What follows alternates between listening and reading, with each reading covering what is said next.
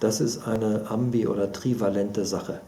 Einerseits haben wir ja enormes Wissen über Gruppendynamik, über die Steuerung von Veränderungsprozessen, über Verhaltensänderungen, über Lernbiografien. Wir wissen zum Beispiel einiges darüber, dass produktive Minderheiten, einfach wenn sie konsistent auftreten, was weiß ich, Forschung von Serge Moscovici oder solchen Leuten, enorm einflussreich sein können. Das heißt, wir wissen auch, wenn man als Vorbild vorangeht und sich sozial zusammenschließt, sich soziale Unterstützung verschafft, dann ist das schon mal ein guter Schritt. Und das können wir ja alles begleiten. Wir können dieses Wissen über Anpassungsmechanismen, über Gruppendynamik einbringen.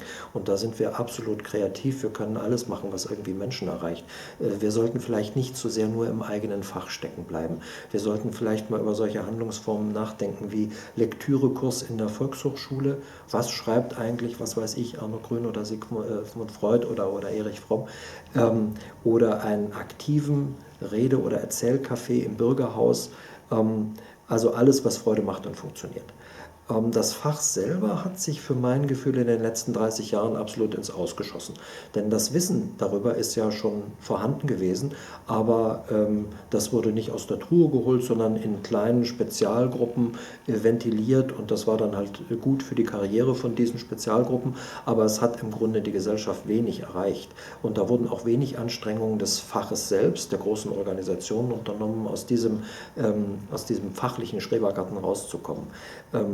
Wenn dann Krisen kommen, schreien alle immer, oh, wir brauchen mehr Gesellschaftspsychologie, mehr politische Psychologie, aber dafür tut keiner was.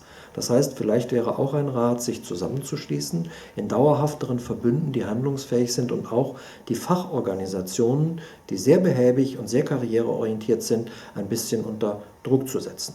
Und der letzte Punkt dabei: Wir dürfen uns auf keinen Fall in den Vordergrund oder in Führungsrollen spielen. Wenn sich die ergeben, ist in Ordnung, ich will das jetzt nicht verbieten, aber der Mechanismus des Alltagsbewusstseins, Delegation, sagt ja, lass mal die Fachleute das machen.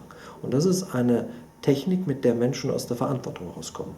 Wir dürfen diese Delegation, die bisher vor allem auf politische und Wirtschaftsführer gerichtet ist, nicht einfach dadurch unterstützen, dass wir sagen, gut, lasst uns mal machen, dann werden wir euch schon die Welt retten. Nein, die Menschen müssen selber ran.